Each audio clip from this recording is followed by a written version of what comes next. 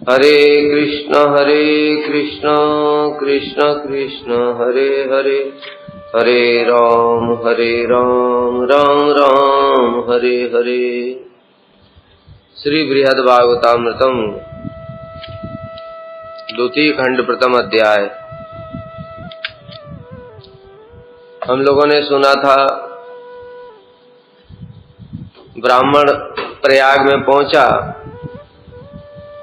और प्रयाग में पहुंच करके उसने वैष्णवों के दर्शन किए तो उनको विचित्र तरीके से संबोधन करने लगा।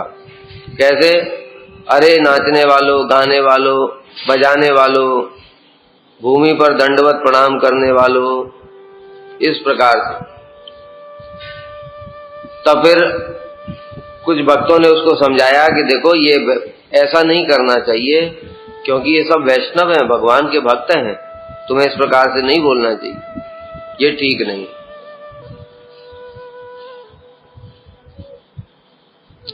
तब फिर उसने भगवान के कई सारे जो भक्त थे, जो कोई नरसिंह का, कोई वामन का, कोई कूर्म का, कोई मत्स्य का, कोई राम जी का, इन सब अवतारों की उपासना करते थे, उन सब के दर्शन किए विग्रहों के। लेकिन उसको कोई भी विग्रह अपने भगवान, अपने जो उसको स्वप्न में गोपाल जी दर्शन हुआ था, ऐसा दिखाई नहीं दिया। फिर उसने जगदीश्वर की महिमा सुनी। जगदीश्वर वेणी माधव ही जगदीश्वर हैं, लेकिन देखा वेणी माधव तो चतुर्भुज हैं। और जगदीश्वर के लक्षण सुने। जगदीश्वर बैठते हैं गरुड़ के ऊपर में, शंख चक्र गदा पद्म हाथ में रहते हैं, 4 भुजाएं हैं, बढ़िया सुंदर सोने के अलंकार पहनते हैं। वो सोचने लगा मेरे जो ठाकुर जी हैं, मेरे उपास्य, वो तो ऐसे हैं ही नहीं, वो तो गरुड़ पे भी नहीं बैठते और अलंकार भी सोने के नहीं पहनते। वो कैसे अलंकार पहनते हैं? वन में जो कुछ भी मिला पहन लिया।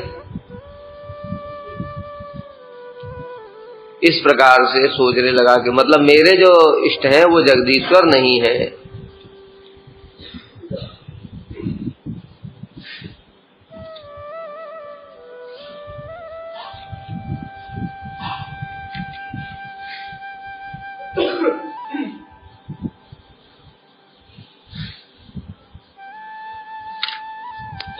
गोपार वर्गई सखीबीर बने सगा, वंशी मुको रक्षति वन्य भूषण, गोपांगना वर्ग विलास लंपटो, धर्मम सताम लंघयति तरो यथा।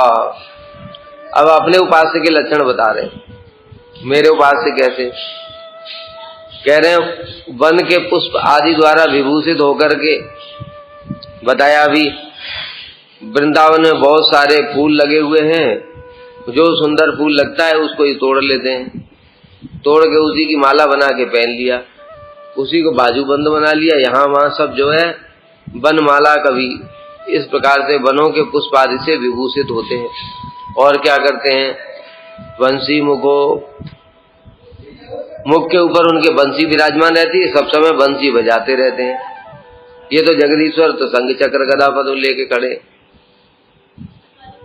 और क्या करते हैं? गोप बालकों के साथ वन वन में गोचारण करते हैं, कभी वृंदावन, कभी भांडीर वन,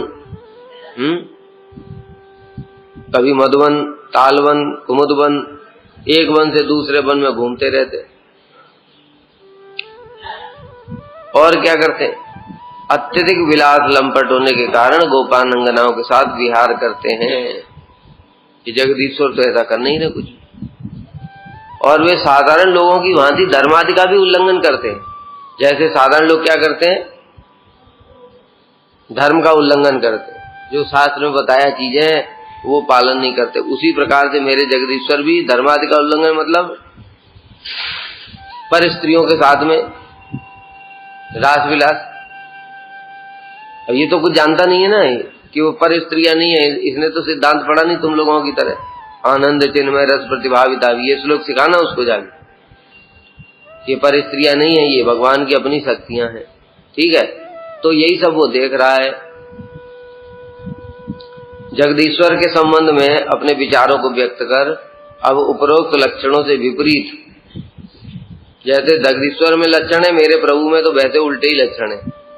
कैसे वो सोने के आभूषण पहनते हैं, हमारे प्रभु फूल माला पहन लेते हैं। वो गरुड़ के ऊपर विराजमान रहते हैं, गरुड़ उनको लेकर के जाता है, ये पैदल नंगे पैर घूमते रहते हैं।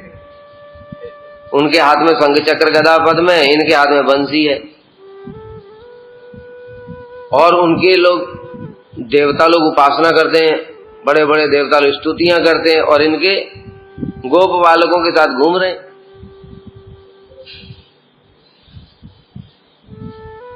इस प्रकार से, और तो छोड़ो, मतलब धर्म आदि का भी उल्लंघन करते हैं। उनके मुख पर बंसी विराजमान है, बंसी वादन में ही रत रहते हैं। सिर पर मयूर पुच्छ है, कहीं मोर का पंख मिला तो वही लगा करके खोस लिया सिर में। गुंजावतंस कदम्ब माला, गैरिक धातु के तिलकादि, तिलक भी क्या लगाया, वहां वृंदावन में बहुत सारे पत्थर होते हैं, ठीक है। वो पत्थर क्या है, घिसने से उसमें रंग निकलता है, वो रंग का ही तिलक लगा लिया, हो गया। उनको गोपी चंदन भी नहीं मिलता है, पत्थर से घिस करके काम चला लेते। पर स्त्री का परित्याग करना साधुओं का धर्म है, किंतु वे साधारण लोगों की बात है। मतलब साधारण लोग जैसे पर स्त्री संग करते हैं, वैसे गोप बालकों के साथ में, वो गोप वधुओं के साथ में वो रास विलास करते हैं।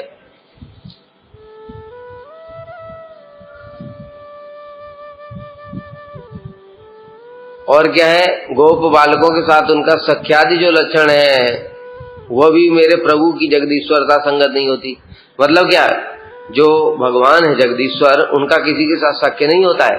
ब्रह्मा से आदि क्या करते हैं, यम ब्रह्मा वरुणेन्द्र रुद्रमर्त स्तुवन्ति दिव्यैः, कोई उनके गले में हाथ डालेगा नारायण के?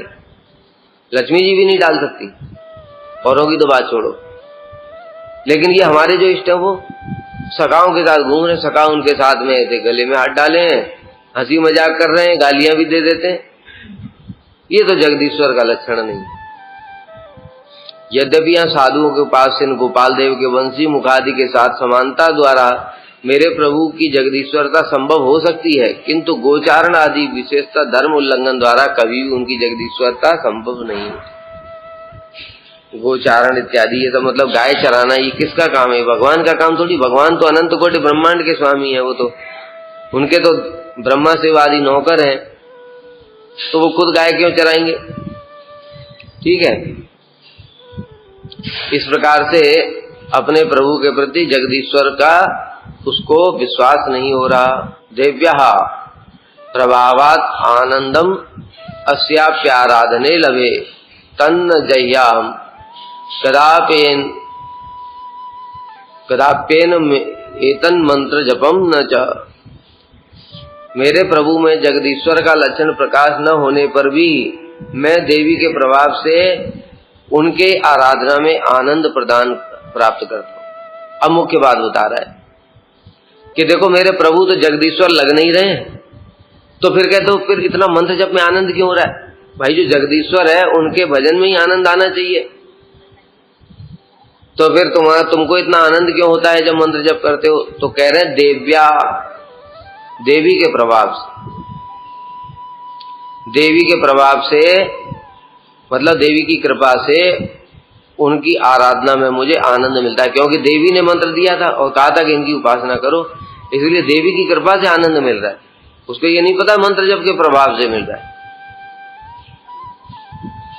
अतएव मैं अपने उपास्य देव को और उनके मंत्र जप को कभी परित्याग नहीं करूंगा, ऐसा उसने संकल्प कर लिया। कह रहे यदि प्रश्न हो हृदय में उस प्रकार का आनंद क्या अन्य उपासना से संगठित नहीं होगा? इसके उत्तर में कहते देव्या, मेरे प्रभु में जगदीश्वरता का लक्षण न रहने पर भी देवी के प्रभाव से ही मैं उनकी आराधना में आनंद प्राप्त करता हूं। यदि कोई तर्क करे कि जब तुम्हारे प्रभु में जगदीश्वरता का लक्षण ही नहीं है तो उनकी उपासना छोड़ दो, ये जो ये लोग कर रहे हैं जो साधु लोग, इनकी उपासना करो, नरसिंह वामन कूर्म, ये तो जगदीश्वर है, तो उनको छोड़ के इनकी उपासना क्यों नहीं करते? कहते इसलिए नहीं करता क्योंकि देवी के आदेश के कारण, देवी ने आदेश दिया था 2 बार और तीसरी बार फिर बोला था स्वप्न में शिव जी के साथ वृंदावन जाओ, तो इसलिए इतना आदेश दिया देवी ने और उस आदेश का पालन करेगा, ये देवी के प्रति श्रद्धा है, इस कारण से मंत्र छोड़ता नहीं है। अथवा उस मंत्र में ही आनंद मिल रहा है, तो जगदीश्वर का भजन करने से फायदा क्या, जब जो मिल रहा है उसी में आनंद आ रहा है। इसलिए मैं अपने उपासक देव का और मंत्र जप का त्याग नहीं कर सकता। एवं स पूर्ववन मंत्रम तम जपन निर्जने निजम देवम साक्षाद वेक्षेत सतांग संग प्रभावतः। अब देखो चमत्कार शुरू हुआ। इस प्रकार से वह निश्चय करके, मतलब क्या निश्चय, मंत्र नहीं छोड़ूंगा, मंत्र बहुत देवी की कृपा से प्राप्त हुआ है, इसमें मुझे आनंद मिल रहा है, इसलिए जगदीश्वर मेरे प्रभु भले ही ना हो लेकिन तब भी मंत्र जप करता रहूंगा। और साधु संग करता था, साधु संग करता था, इसलिए साधु संग के प्रभाव से उसको शीघ्र ही मंत्र देवता का प्रत्यक्ष की भांति दर्शन होने लगा। मंत्र सिद्ध हो गया, मतलब क्या, ऐसे हरे कृष्ण जब मंत्र जब करेंगे हम, सिद्ध हो जाएगा ना, जिस दिन सिद्ध हो जाएगा तो आंख बंद करके ही लगेगा राधा कृष्ण सामने ही खड़े हैं, मतलब आंखें खुली और आंखें बंद जैसा हमें कोई अंतर नहीं प्रतीत होगा। ये सिद्धि है, पूर्ण सिद्धि, ठीक है। अभी तो ये सब दूर की बातें हैं। तो इस प्रकार निश्चय करके ब्राह्मण पहले की भांति, पहले उसने सोच लिया कि मंत्र नहीं छोड़ना है क्योंकि देवी ने दिया है, उनके आदेश का पालन करूंगा, और एकांत में बैठ करके अपना मंत्र जप करता था और साधु संग भी करता था। साधु उस पर कृपा कर रहे हैं, भगवान की कथा भी सुना रहे हैं, उनको सुनता था, वो उस साधु संग के प्रभाव से मंत्र सिद्ध हुआ। ये विशेष बात, ठीक है, क्योंकि अभी तक नहीं हो पा रहा था उसका। क्यों? वो कुसंग कर रहा था, मंत्र जप कर रहा था, कर्मी का संग कर रहा था, मंत्र जप कर रहा था, ज्ञानियों का संग कर रहा था। अभी उसने क्या किया, साधु संग प्राप्त हो गया उसको, साधु संग में मंत्र जल्दी ही सिद्ध हो गया। इस प्रकार निश्चय करके उस विप्र ने मंत्रों में अतिश्रेष्ठ श्री मदन गोपाल के सुप्रसिद्ध दशाक्षर मंत्र का त्याग नहीं किया, अथवा उन अनिर्वचनीय असीम उपास्य शिरोमणि देव श्री नंद किशोर के पूर्ण ध्यान में निमग्न रहने के कारण चित्त शुद्ध होने पर, चित्त शुद्ध हो गया, चित्त शुद्धि के बिना दर्शन नहीं होगा। हमको अभी स्वप्न में भी नहीं दिखाई दे रहे भगवान, कारण क्या है, अभी चित्त शुद्ध तो बहुत ही दूर की बात है, अभी चित्त शुद्धि भी नहीं हुई, अनर्थ बहुत ज्यादा है, इसलिए स्वप्न में भी दिखाई नहीं दे रहे। जितनी मात्रा में अनर्थ दूर होंगे उतनी मात्रा में भगवत संबंधी अनुभूतियां आएंगी, और तभी भजन भी निष्कंटक होगा। तब तो भजन में कुछ ना कुछ बाधा आती रहेगी। गीता भगवान कहते हैं, येषां त्वन्तगतं पापम जनानां पुण्य कर्मणां ते द्वंद्व मोह निर्मुक्ता भजन्ते मां दृढ़व्रता। मेरा दृढ़ता पूर्वक भजन कौन करेगा? येषां त्वन्तगतं पापम, जिसके पाप खत्म हो गए, जनानाम पुण्य कर्मणाम, भक्ति उन्मुखी सुकृतियां बहुत हो गई हैं, ते द्वंद्व मोह निर्मुक्ता, वही द्वंद्व और मोह से मुक्त हो पाएंगे। मतलब हमारे मन में ये चलता है ना द्वंद्व, ये कर लूं, ये ठीक है, ऐसे भजन करना चाहिए, वैसे भजन करना चाहिए, प्रचार करना चाहिए, ये वो सब दुनिया भर की, ये भी सब अनर्थ के कारण ही है। द्वंद्व, ठीक है, ये भी अनर्थ के कारण, जो 4 प्रकार के अनर्थ हैं, सुकृति उत्तर, दुष्कृति उत्तर, भक्ति उत्तर और अपराध उत्तर, इन अनर्थों के कारण ही हमारी बुद्धि स्थिर नहीं हो रही है। भजन साधन करते करते ये अनर्थ दूर हो जाएंगे। जितनी मात्रा में अनर्थ दूर होंगे उतनी मात्रा में द्वंद्व मोह निर्मुक्ता, वो द्वंद्व और मोह से मुक्त हो जाएगा। भजनते माम दृढ़व्रता, तब दृढ़व्रती होकर के भजन करेगा। तो इसलिए साधु संग के प्रभाव से इसका अनर्थ दूर हो गए, चित्त शुद्ध हो गया। जब चित्त शुद्ध हो गया तो मंत्र जप करते ही अब उसको जो मदन गोपाल जी हैं वो साक्षात, जैसा लग रहा है सामने ही खड़े हैं, लेकिन आंख बंद करके देख रहा है, आंख बंद करके भगवान ध्यान में ही दर्शन दे रहे हैं, साक्षात की भांति। यदि प्रश्नों के इस श्रद्धा रहित मंत्र जप के द्वारा कैसे संभव हो गया कि भगवान साक्षात की भांति दर्शन दे रहे हैं? जगन्नाथ का है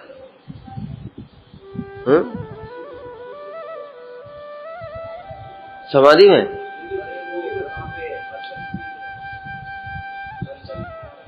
अच्छा ठीक। यदि प्रश्न है कि श्रद्धा रहित मंत्र जप के द्वारा किस प्रकार से संभव हो सकता है, तो कह रहे हैं इसके उत्तर में सतांग साधु संग की महिमा है। सतांग प्रसंगान मम वीर संविदो भवंत हृत कर्ण रसायना कथा तज्जोसना तासु अपवर्ग वर्तमनी श्रद्धारति भक्ति अनुक्रमिष्यति। साधु संग में मेरी वीरवती कथा होती है, उनको जो सुनता है उसके धीरे धीरे श्रद्धा होती है, फिर भाव आता है, फिर प्रेम भी आ जाता है। और अंत में यहाँ पर भी ये जो ग्रंथ है, इस ग्रंथ के सार में भी यही बताएंगे। जब गोप कुमार इसको दर्शन देंगे और बहुत सारी अपनी कथा भी बताएंगे, अपनी अनुभूतियां बताएंगे, तब भी ऐसे ही खड़ा रहा जड़वत पागल। मूर्ख तो पहले से ही था, कुछ हुआ ही नहीं। जब तो गोप कुमार को दया आ गई और उन्होंने इसके सिर पे हाथ रख दिया और उसमें बड़ा सुंदर वर्णन है, महत्संगम महात्म्यम एव परम अद्भुतम कृतार्थो येन विप्रोसो अभवत् तत्स्वरूपवत्। महत्संगम महात्म्यम, महासंग को जो साधु संघ का महात्म्य है वो क्या है? चमत्कार है। कृतार्थो येन विप्रोसो, ये जो विप्र था ये कृतार्थ हो गया। और कैसा हो गया? तत्स्वरूपवत्, गोप कुमार के जैसे ही हो गया हाथ रखते। तो वहां पर भी महात्म्य कितना 7 पेज की टीका लिखी सनातन गोस्वामी ने महासंग के ऊपर, इसी में आगे आएगा।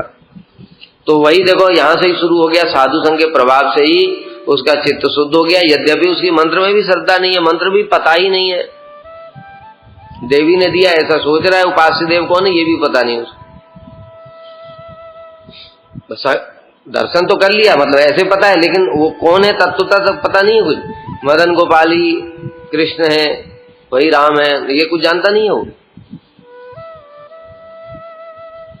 वस्तु स्वभावा आनंद मूर्छाम आपनोति करचित। अब देखो अब मंत्र का वास्तविक प्रभाव दिखने लगा। व्युत्थाय जप कालापगम आलक्ष्य सोचती। वस्तु के प्रभाव से मतलब वस्तु शक्ति होती है। जैसे नाम के लिए हम लोग सुनते हैं, क्या नाम की महिमा क्या बताई है?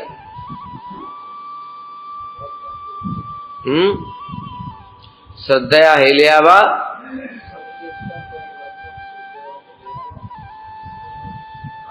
वैकुंठ नाम ग्रहणम साकेत्यम पारियातम स्तोभम हेलन वेवा। वैकुंठ नाम ग्रहणम अशेष अगहरम विदु। संकेत से जैसे अजामिल ने लिया, पारिहास्य हंसी मजाक स्तोभ करते हुए, कुछ भी करते हुए भगवान का नाम लिया जाए तो वो क्या होता है? अशेष अग माने पाप, समस्त पापों को नष्ट करने वाला, मतलब वस्तु की शक्ति।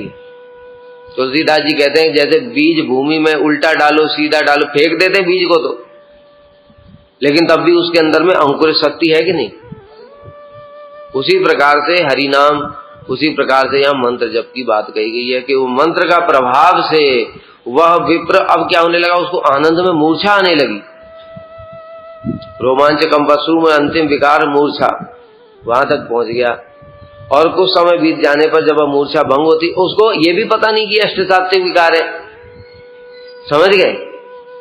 वो मंत्र जप कर रहा है, उसको कृष्ण साक्षात की भांति दिखाई दे रहे हैं, और कृष्ण के दर्शन करते ही आनंद में इतना डूब गया, वो मूर्छित हो गया। मूर्छित होकर गिर पड़ा।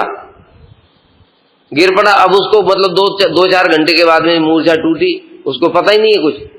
और जब देखा अरे टाइम तो बहुत हो गया, अब वो दुखी हो रहा है। उसको ये नहीं पता कि ये तो सिद्धि हो गई। समझ गए? वो क्या सोच रहा है, जब काल व्यतीत हो जाने पर वह शोक प्रकाशित करता, अरे मुझे नींद आ रही लग रहा है, नींद आ गई, 2-3 घंटे सो गया मैं, फालतू का टाइम वेस्ट हो गया मेरा, जब करने का टाइम चला गया।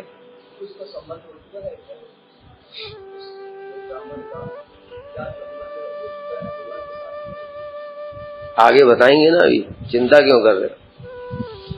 संबंध होने पर भी तत्व ज्ञान नहीं है ना उसको।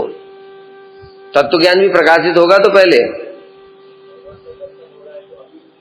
तभी तो चित्त शुद्ध हो गया। तो तभी तो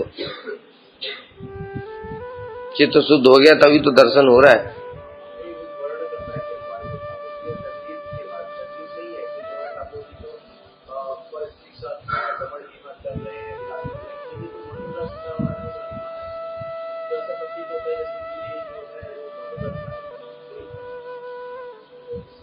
नहीं, अभी इसकी अवस्था ऐसी है जैसी तुम लोग पढ़ते हो। अभी तुम पढ़ते हो तो सारे रस पढ़ते हो ना, तो सारे रस को ही वर्णन करोगे। तो सूरदास जी क्या है, वात्सल्य रस से भजन करते थे, लेकिन उन्होंने भी मधुर रस का भी वर्णन किया है। साधक अवस्था में सब पढ़ते हैं, तो सब पढ़ करके सब भीष्म पितामह ने भी 2 श्लोक बोले हैं, वो मधुर रस के ही हैं। ठीक है, इसलिए उससे कोई दोष नहीं होता। ऐसे ये भी नहीं समझा जा सकता कि वो मधुर रस की सेवा प्रकाशित होनी चाहिए। सेवा थोड़ी प्रकाशित हुई, वो तो देख रहा है खाली। अब तुम कथाएं जब सुनते हम लोग, तो कथाएं मधुर रस की नहीं सुनते। अब किसी का शक्य रस होगा तो वो मधुर रस की कथाएं सुन रहा है, और उन कथाओं को बोल भी रहा है, तो इसका मतलब ये थोड़ी हो गया वो मधुर रस का ही। तदनंतर कभी कभी वह ब्राह्मण आनंद मूर्छा अर्थात सत्समाधि जैसी दशा को प्राप्त हो जाता है। वस्तु के प्रभाव से ही समस्त प्रकार के आनंद को प्रदान करने वाला अपने इष्ट देव का दर्शन संपन्न होता है उसको। किंतु तत्वादि आलोचना द्वारा ऐसा संभव नहीं है। कुछ समय तक मूर्छित दशा में रहने के पश्चात सचेत होने पर जप का नियमित समय बीत जाता और संध्या में अंधकार देखकर वह अनुभव करता कि उसका जप काल बीत चुका है। मतलब क्या, मान लो 5 बजे जप करने के लिए बैठा और 5-10 मिनट के अंदर में उसको मूर्छा आ गई, और जब उठा तो देखा 7-8 बज गए, अंधेरा हो गया, अरे जब का टाइम पूरा निकल गया, क्या करूं मैं। इस प्रकार से दुख प्रकट करने लगा। और देखो कैसा अज्ञ है, देखो सुनो। उपद्रवो अयम को मे अनु जातो विघ्नो महान किल न समाप्तो जपो मे अद्यतनो रात्रियम आगता। मेरे जप काल में यह उपद्रव क्यों घटित हुआ, यह निश्चय ही महाविघ्न है। अब उसको वो महाविघ्न समझ रहा है, मतलब बाधा समझ रहा है। अरे उसको ये नहीं पता है कि ये फल है उसका, जो जप कर रहा है उसका फल है ये भी नहीं जानता। वो क्या सोच रहा है, ये मुझे नींद आ गई, ये बाधा उत्पन्न हो गई, ऐसा विघ्न क्यों उत्पन्न हो रहा है, ऐसा सोच रहा है। क्योंकि रात हो गई और अभी तक मेरा जप समाप्त नहीं हुआ, अब बताओ मैं क्या करूं। उपद्रव शब्द का अर्थ है दुख का कारण उत्पाद। यह केवल उपद्रव ही नहीं बल्कि महाविघ्न है। किम निद्राभि भवो अयम मे किम भूताभि भवो अथवा अहो मद दुख स्वभावो यद शोक स्थाने भी हृत सुखम। अब बड़े आश्चर्य की चीजें अनुभव कर रहा है वो, अपने आप में सोच रहा है ये नींद थी या मेरे अंदर कोई भूत आ गया।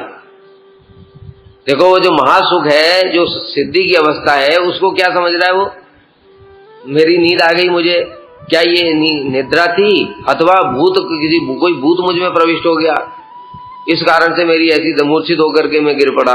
ऐसा क्या यह विघ्न मेरी अधिक निद्रा के कारण है अथवा किसी भूत के आवेश के कारण है। अहो मेरा कैसा दुस्वभाव है इस प्रकार शोक करने की अवस्था में। और तो और दुख की बात क्या है कि मतलब मेरा जब पूरा नहीं हुआ तो हमको दुखी होना चाहिए और अंदर में सुख हो रहा है।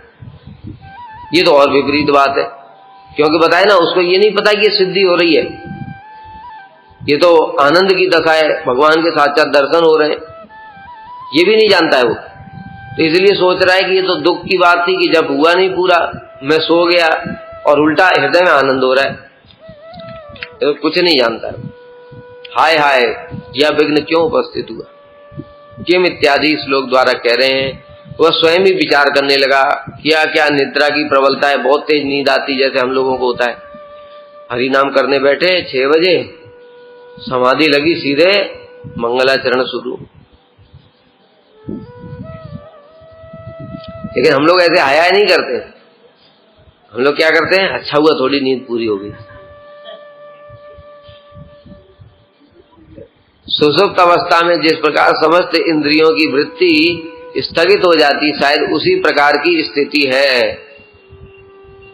अथवा किसी ने जादू टोना या तंत्र मंत्र कर दिया क्या, वो समझ ही नहीं पा रहा है। किसी ने जादू टोना, क्योंकि वो कामाख्या वहां पे रहा था, तो जादू टोना तंत्र मंत्र भूत प्रेत ये सब जानता था, लेकिन भगवान का तत्व सिद्धांत तो जानता ही नहीं था, उसने कभी पढ़ा ही नहीं। रूप गोस्वामी के भक्ति रसामृत सिंधु, श्रद्धा साधु संग भजन क्रिया अनर्थ निवृत्ति निष्ठा रुचि आसक्ति भाव, अष्ट सात्विक विकार प्रकट होंगे भाव अवस्था में, रोमांच कंपश्रु मूर्छा हो जाएगी, ये सब पता ही नहीं उसको। इसलिए ऐसा सोच रहा है कि किसी ने जादू टोना या तंत्र मंत्र कर दिया, या किसी भूत के आवेश के द्वारा ऐसा हो रहा है कि भूत मेरे अंदर में प्रवेश कर गया और 3-4 घंटे तक मैं पढ़ा रहा, मुझे पता ही नहीं। खेद का विषय है दुख स्वभाव अवस्था जब समाप्त न होने पर भी। और कितने दुख की बात है, ये तो चलो हो गया, वो तो कोई बात नहीं। दुख की बात और क्या है कि जब हुआ नहीं उसमें मुझे दुख होना चाहिए, दुख की जगह और हृदय में आनंद हो रहा है। बताओ, ये बड़ा दुर्भाग्य है। एकदा तु तथैवासो शोचन नकृत भोजन निद्राणो माधवे नेदम समादिष्टा ससांत्वनम। एकदा इसी प्रकार से शोक करते करते वह विप्र भोजन किए बिना ही सो गया, दुख में कि मेरे साथ ये क्या हो रहा है, मेरा जब पूरा नहीं हो रहा है, ऊपर से नींद आ जाती है और क्या करूं, मेरे अंदर कोई भूत आ गया क्या। ऐसे दुखी होते होते खाना भी नहीं खाया, सो गया। निद्राणो माधवन एदम, तब भगवान माधव ने स्वप्न में आकर सांत्वना दी। स्वयं भगवान आ गए उसको। देखो बार बार भगवान का दर्शन हो रहा है, कोई साधारण अवस्था ही है। अनर्थग्रस्त अवस्था में ऐसा नहीं होता है, ये सिद्धि का लक्षण। आनंद मूर्छा अवस्था, मंत्र जब समाप्त न होने के कारण वो आनंद में मूर्छा होती थी उसको, लेकिन पता नहीं उसको, वो क्या सोच रहा है, ये दुख की बात है। शोक द्वारा संतप्त वह विप्र उसी अवस्था में भोजन किए बिना ही सो गया दुख के कारण। तब स्वप्न में भगवान माधव आ गए और सांत्वना देते हुए बोले, अरे वृथा क्यों शोक कर रहा है तू, क्यों अपने आप को और मुझको भी कष्ट दे रहे हो। खुद कष्ट पा रहा है और मुझे भी कष्ट दे रहा है, क्योंकि जब भक्तों को कष्ट होता है तो भगवान को भी कष्ट होता है ना। तुम शोक मत करो, तुम्हारा असीम मनोरथ शीघ्र ही पूर्ण होगा। तुम दृढ़ विश्वास रखो। इस प्रकार के हित वचनों द्वारा मधुर वचनों को कहने लगे। भगवान ने उसको सांत्वना प्रदान की सपने में आकर के और कहने लगे कि तुम इस प्रकार से कष्ट मत पाओ, और तुम कष्ट पा रहे तो मुझे भी कष्ट हो रहा है, और तुम्हारा मनोरथ शीघ्र ही पूर्ण होगा। मतलब जो तुमको इच्छा है वो सब पूरी हो जाएगी। तुम दृढ़ विश्वास रखो बस, मतलब मंत्र जप करते रहो। विप्र विश्वेश्वरस्यानुस्मर वाक्यम उमापते यमुना तीरम मार्गेण तस्श्री वृंदावनम ब्रज।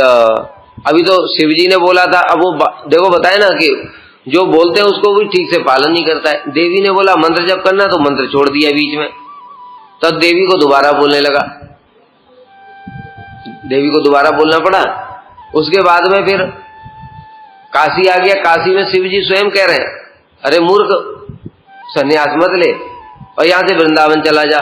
वृंदावन के रास्ते में प्रयाग में अटक गया, शिव जी की बात भी नहीं मान रहा है। तो फिर माधव आ गए स्वप्न में, और माधव ने आकर के बोला कि अरे तुम उमापति विश्वेश्वर शिव जी के वचनों को याद करो। क्या बोला था उन्होंने, शीघ्र ही वृंदावन जाओ, वहां तुम्हारी सारी सिद्धियां होंगी। ठीक है, तो इस प्रकार से उनके वचनों को स्मरण करो और यमुना के किनारे किनारे होते हुए वृंदावन चले जाओ। रास्ता भी बता दिया। प्रयाग से यमुना जी आई ना यहाँ तक, वृंदावन तक, इसलिए वो यमुना जी के किनारे किनारे होते हुए तुम सीधे वृंदावन चले जाओ। उमा तुम्हारी आराध्य तथा मंत्र उपदेश करने वाली देवी हैं। उन देवी के पति अर्थात उमापति, उनके वचनों का उल्लंघन करना तुम्हारे लिए उचित है। यहीं पड़ा हुआ है वो, प्रयाग में ही। इसलिए कह रहे माधव स्वयं कि उनके वचनों को उल्लंघन मत करो। उन्होंने बोला था वृंदावन जाओ, तो तुम सीधे वृंदावन जाओ, उनके वचनों को स्मरण करो। उन्होंने स्वयं ही तुम्हें आदेश दिया था वृंदावन चले जाओ। इस प्रकार से श्री माधव स्वयं ही ये आदेश प्रदान कर रहे हैं। तत्रासाधारण हर्ष लप्स्यसे मत प्रसादतः विलंबम पति कुत्रापि मा कुरुस्व कथंचन। वहां तुम्हें मेरी कृपा से असाधारण आनंद की प्राप्ति होगी। तुम मार्ग में कहीं भी किसी प्रकार का विलंब मत करना, ठीक है। उसको बता दिया तुम्हें वहीं सिद्धि होगी, वहीं सब कुछ मिलेगा। शिव जी ने तो बोला ही है तुम्हें, और मैं भी यही बोल रहा हूं कि मेरी कृपा से तुम्हें वहां पर सब कुछ प्राप्त हो जाएगा। और मार्ग में कहीं रुकना नहीं, मतलब वो जानते हैं इसका स्वभाव कैसा है, जो चीज देखता है वहीं अटक जाता है। पहले वहां पर अटक गया गंगा सागर में, वहां से काशी आया, वहां पर अटक गया। वहां से शिव जी बोल रहे हैं कि वृंदावन जाओ, बीच में अटक गया प्रयाग में। इसलिए अब कहीं अटकना नहीं, नहीं तो जितना अटकेगा उतना भटकेगा, ठीक है। असाधारण आनंद की प्राप्ति होगी वृंदावन। असाधारण मतलब क्या है? धर्म, अर्थ, काम और मोक्ष, इन चारों से भी श्रेष्ठ आनंद, जो भक्ति का सुख। वृंदावन जाने के मार्ग में कहीं भी किसी प्रकार अर्थात ज्ञान मार्ग आदि में जाकर के विलंब मत करना। जैसे पहले तुम करते आ रहे हो कि रास्ते में फिर कोई मिला, फिर उसने कुछ बातें बताई, फिर उसी के पीछे चल दिया, ऐसा नहीं करना। इसलिए अब डायरेक्ट जाओ, यहां से रुकना नहीं, बीच में नॉन स्टॉप। मेरी कृपा से तुम्हें वहां पर अपार आनंद मिलेगा। अर्थात यहां काशी प्रयाग में मैंने ही अपनी कृपा से तुम्हें आनंद प्रदान कराया। गोपाल जी कह रहे स्वप्न में कि यहां पर भी जो तुमको आनंद हुआ है ना, वो मेरी कृपा से ही हुआ है। वो सोच रहा है देवी की कृपा से आनंद हो रहा है, लेकिन वास्तव में देवी की कृपा से आनंद नहीं हो रहा है। आनंद किससे हो रहा है? वस्तु के स्वभाव से, समझ गए? वस्तु के स्वभाव, वस्तु का स्वभाव मतलब मंत्र, वो मंत्र के प्रभाव से आनंद हो रहा है। हमारे भी जैसे जैसे अनर्थ दूर होते जाएंगे ना, तब हम हरि नाम करेंगे, जैसे ही हरे कृष्ण मंत्र जब करेंगे ना, ऑटोमेटिक ऐसा यहां से हृदय में तुम्हें लगेगा आनंद का सोर्स फूट रहा है। जैसे कभी देखा पानी का सोर्स, नीचे से पानी निकलता है, ऐसे ऑटोमेटिक हरि नाम करते ही हृदय में आनंद, मतलब करने के साथ ही साथ आनंद लगने लगेगा। अभी हमको ये सब नहीं हो रहा है, इसलिए तो हरि नाम नहीं करते, सो जाते। जब किसी चीज में आनंद आएगा फिर नींद आएगी, फिर नींद नहीं आएगी। जैसे बार बार उदाहरण देते हैं, खाने के समय, खेलने के समय, कोई देखा क्रिकेट खेलते हुए सो गया, इतना आनंद आता है खेलने में। बच्चे देखो खिलौना विलौना खेलते रहते हैं, दौड़ भाग करते हैं, इतना परिश्रम करते हैं, कितना आनंद होता है उनमें, नींद नहीं आती। और हमको माला पकड़ते ही, कथा सुनते ही सब जगह नींद आ जाती। क्यों? हृदय में आनंद नहीं हो रहा है। क्यों? अनर्थ बहुत ज्यादा है। जैसे ही अनर्थ कम हो जाएंगे, धीरे धीरे दूर होते जाएंगे, वैसे ही वस्तु शक्ति प्रकाशित होनी शुरू हो जाएगी। अभी नाम प्रभु की शक्ति प्रकाशित नहीं कर रहे, तब वस्तु शक्ति प्रकाशित होगी। और प्रकाशित होते ही एक भी श्लोक भी पढ़ोगे ना गीता का, मान लो मात्रा स्पर्शास्तु कौनते, वो सुनने के साथ ही आनंद, बोलने के साथ ही आनंद हो जाएगा। ऐसी अवस्था आती। क्यों? वस्तु शक्ति तभी प्रकाशित होगी, जब प्रकाशित होगी तभी आनंद होगा। तो इसलिए कह रहे हैं कि अभी जो तुमको आनंद मिल रहा है, उससे भी बहुत ज्यादा आनंद तुमको वृंदावन में मिलेगा। क्योंकि अभी भी जो आनंद प्रदान कराया वो मैंने ही कराया।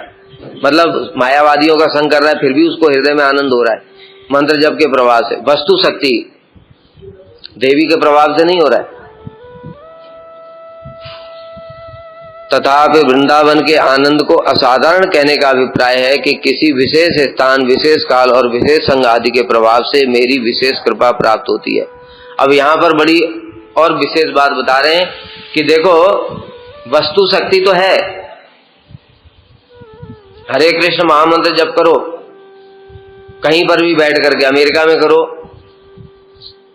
अगर वहां भी अनर्थ दूर हो गए किसी को, तो वहां भी आनंद उसको होगा।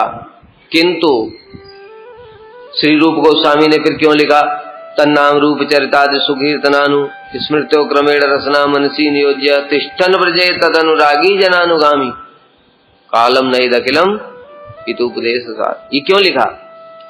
क्योंकि देखो वस्तु के प्रभाव से आनंद तो होगा, लेकिन देश घड़ी काल पात्र के संग से क्या होगा, वो वास्तव में पूर्ण आनंद प्राप्त होगा। वो पूर्ण आनंद वहां नहीं मिलेगा, क्योंकि जो वृंदावन धाम में आएगा जब, तो वृंदावन धाम की महिमा होगी, वृंदावन धाम की कृपा से, एक धाम की कृपा हुई। फिर दूसरा क्या हुआ, वो धाम में जो धामवासी हैं उनकी कृपा हुई। और मदन गोपाल जी यद्यपि वो अंदर भी हैं, बाहर भी हैं, सब जगह भी हैं, लेकिन वहां अंदर बाहर लीला थोड़ी कर रहे हैं। वहां अमेरिका में लीला कर रहे हैं क्या, बताओ? कृष्ण अमेरिका में बंसी बजा करके गाय चरा रहे हैं? कहां बजा रहे हैं? हाँ, तो अंतर्यामी के रूप में तो प्रत्येक वस्तु में है, लेकिन जब आनंद प्रदान करने वाली बात आएगी तो फिर कहां होगा? वो धाम में ही आना पड़ेगा, तब पूर्ण आनंद मिलेगा, नहीं तो नहीं होगा। एग्जाम्पल देता हूं, एक पद्म पुराण में एक बड़ा सुंदर कथा है। एक बार शिव जी ने तपस्या की भगवान की, भगवान गरुड़ पे बैठ करके प्रकट हुए।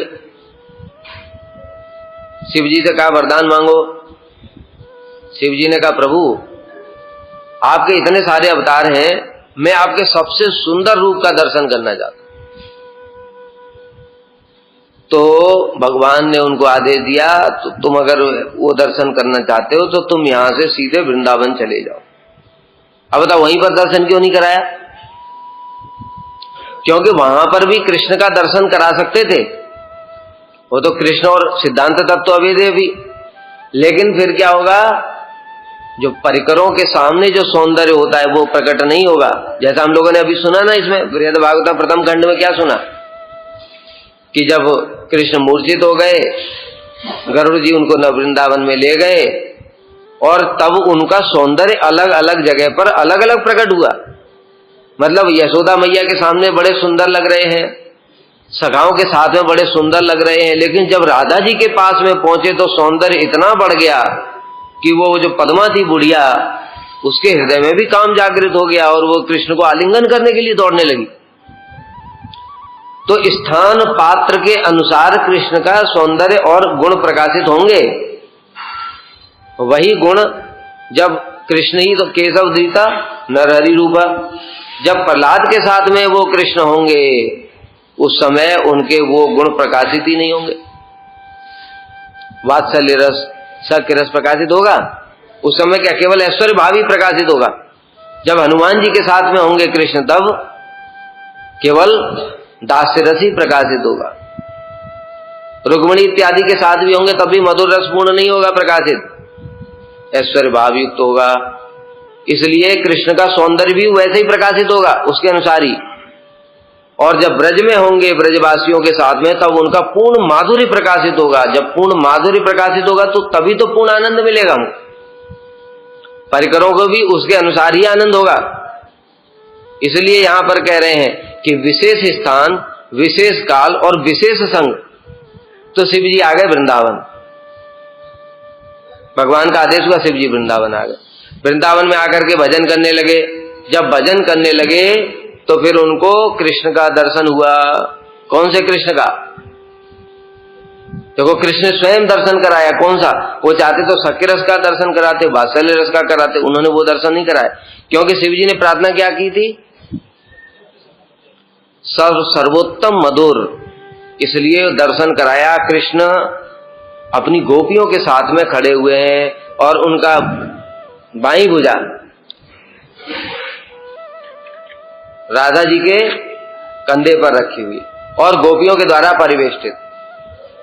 मतलब जब राधा जी के साथ में विराजमान है उस समय ही उनका सौंदर्य माधुर्य सर्वोत्तम है। शास्त्र की बात है, ये अपने मन से नहीं कह रही, पद्म पुराण में लिखा हुआ है, पढ़ लो। तो इसलिए यहां पर फिर उसके बाद में जब शिव जी को दर्शन हुआ, शिव जी ने प्रणाम किया, तो फिर कृष्ण ने उनको उपदेश दिया, हे शिव, अगर कोई मेरे इस स्वरूप के दर्शन करना चाहता है तो वो केवल ब्रज में ही होगा और ब्रजवासियों के अनुगत्य, मतलब इन गोपियों का जो अनुगत्य करेगा तभी उसको ये दर्शन सुलभ होगा, नहीं तो नहीं होगा। नहीं तो दूसरे रूप के दर्शन हो सकते हैं, रघुनाथ जी हैं, नरसिंह देव हैं, कूर्म बराह, विष्णु चतुर्भुज रूप, नारायण, वो सब दर्शन होगा। किंतु अगर इस स्वरूप में दर्शन करना है तो मेरे धाम का और मेरे परिकरों का आश्रय लेना ही पड़ेगा। ये सब कृष्ण ने स्वयं बोला शिव जी को। इसलिए यहां पर कह रहे हैं कि तुमको अगर विशेष आनंद प्रदान प्राप्त करना है, आनंद तो उसको वहां भी हो रहा है, काशी में भी हुआ, जब भगवान के दर्शन हुए स्वप्न में आनंद हुआ, मंत्र जप करते हुए आनंद हो रहा है, प्रयाग में और ज्यादा आनंद हुआ, साक्षात की भांति भगवान दिख रहे हैं। लेकिन पूर्ण आनंद नहीं होगा। पूर्ण आनंद कब होगा? स्थान, काल और पात्र उनका संग करने से। ततः स प्रातरुत्थाय हृष्टः सन प्रस्थितः क्रमात् श्रीमन् मधुपुरीं प्राप्त स्नातो विश्रांति तीर्थके।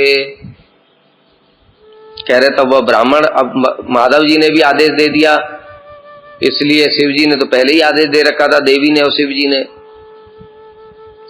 तो ब्राह्मण प्रातःकाल सैया छोड़ करके प्रसन्न चित्त से वृंदावन की ओर चल पड़ा और चलते चलते मथुरा आ गया। मथुरा, वहां पर उसने विश्राम घाट पर स्नान किया। विश्राम घाट जहां पर कृष्ण ने विश्राम किया था, किसको मार के? हैं? केसी को विश्राम घाट में मारा। आपके चरण कहाँ हैं?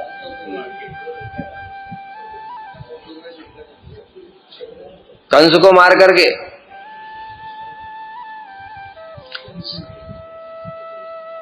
केसी तो यहां मारा था, यहां मार के विश्राम घाट क्या करने जाएंगे?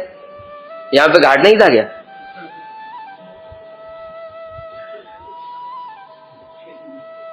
गतो वृंदावनम तत्र ध्यायमानम निजे जपे तम तम परिक्रम प्रायो वीक्षा भीषण ननंदसह। फिर वह वृंदावन गया। अब जो बताया था माधव जी ने स्वप्न में, वो सब हो रहा है। अब वृंदावन गया। वृंदावन में गोप गोपादि समस्त ब्रज परिकरों का, जिनका वह मंत्र जप के समय ध्यान करता था, प्रायः दर्शन करने लगा। मतलब क्या? मंत्र जप कर रहा है, देख रहा सामने से गायें जा रही हैं, गोप जा रहे हैं, तो साक्षात दर्शन कर रहा है अभी। क्यों? स्थान के प्रभाव से। और उनके दर्शन से उसको, उस विप्र को सदा अपार आनंद अनुभव होने लगा। देखो यही है, हमने बताया जो आनंद है वो तुम्हारे हाथ में नहीं है। तुम सोचो कि कृष्ण को दर्शन करके आनंद प्राप्त हो जाए मुझे, वो नहीं होगा। वो जब सोचेंगे तब आनंद होगा। ये गाय बछड़े है, ये तो तुम यहां भी देखो, भीड़ की भीड़ जा रही है, उससे क्या आनंद होगा? बोलो। कोई ग्वाले लेकर के जा रहे हैं, वो बालों हाथ में बंसी भी ले ले, तो क्या तुमको आनंद हो जाएगा उससे? अरे उसकी बात छोड़ो, अगर वो कृष्ण भी होंगे ना सामने तो भी आनंद नहीं होगा, अगर अनर्थ है तो, क्योंकि उनकी इच्छा नहीं है। इसलिए आनंद तभी होगा जब कृष्ण इच्छा करेंगे, और जब वो इच्छा कर लेंगे तो बताए ना, तुम केवल गीता को श्लोक पढ़ना भी दूर की बात है, केवल गीता का स्मरण ही करोगे। जैसे ही गीता का स्मरण किया, वाह धर्म क्षेत्र कुरुक्षेत्र, हृदय में ऐसा आनंद होने लगेगा, अरे तुमको ये क्या हो रहा है? श्लोक पढ़ने से कौन सा आनंद होता है? दुनिया भर के लोग श्लोकों में माथा पच्ची करते हैं, कोई अर्थ याद कर रहा है, कोई मीनिंग कर रहा है, कोई रट्टा मार रहा है, कोई शास्त्रार्थ कर रहा है, उन श्लोकों को लेकर के खींचातानी चल रही है। और इसको क्या होगा? श्लोक पढ़ने के साथ ही साथ हृदय में आनंद हो जाएगा। ये अपने हाथ में नहीं है भाई। अपने आप जबरदस्ती नहीं कर सकते कि तुम अपने हृदय में खुद आनंद उत्पन्न कर लो, ठीक है? ये भगवान के हाथ में है, तुम्हारे हाथ में साधन। जैसे देखा दक्षिण भारत में जो ब्राह्मण था, जिसको गीता पाठ भी नहीं आता था, संस्कृत भी नहीं आती थी, वो गीता स्मरण करते ही तो आनंद हो जाता था उसको। कैसा आनंद? सामने कृष्ण है, रथ सुंदर रथ है, उस पर कृष्ण विराजमान है, अर्जुन विषादग्रस्त होकर के बैठे हैं और कृष्ण उनको उपदेश दे रहे हैं। इतना वो पढ़ता रहता और वो उसके सामने रहता, दृश्य आनंद में रोता रहता, ये चलता। इसलिए वो प्रायः दर्शन करने लगा। उनके दर्शन से उस विप्र को सर्वदा अपार आनंद अनुभव होने लगा। उन परम अनिर्वचनीय सुप्रसिद्ध परिकरों अर्थात गो गोप कदम वृक्ष, मतलब सब दिखाई दे रहा है उसको। वृंदावन के साक्षात दर्शन हो रही है। हमको जो दृश्यमान प्रकाश है ये वाला नहीं। कौन सा? अभी उसको कौन सा दर्शन हो रहा है बताओ? तीन प्रकाश में से धाम के बताओ कौन सा दर्शन हो रहा है? कोई प्रकट बोल रहा है, कोई अप्रकट बोल, हाथ उठाओ। प्रकट वाले, दृश्यमान, तीन में से कौन है? प्रकट वाले कौन है और अप्रकट वाले? गोविंद सब में है, वो सारे एक साथ दर्शन हो रहे हैं तीनों। अप्रकट दर्शन हो रहा है, अभी भगवान लीला थोड़ी कर रहे हैं। अभी इस समय कोई लीला, द्वापर युग थोड़ी चल रहा है, द्वापर युग तो हो गया, भगवान लीला नहीं कर रहे हैं। लेकिन धाम जो है वहां पर भगवान लीला तो कर रहे हैं, लेकिन अभी वो सबके लिए प्रकट नहीं है। उस समय जिसको भाग्यशाली जीव को दर्शन होता है वो होता है अप्रकट। तो इसलिए उसको कदम्ब के वृक्ष दिख रहे हैं, यमुना महारानी दिख रही हैं, दिव्य शीतल जल, कदम्ब के वृक्ष, चिंतामणि, प्रकट सद्मसु, ये सब दर्शन हो रहा है। और कृष्ण गोचारण बंसी बजाते हुए गोप सखाओं के साथ में जा रहे हैं। इस प्रकार से अपने मंत्र के इष्ट देव का परिकरों सहित उसको दर्शन होने लगा।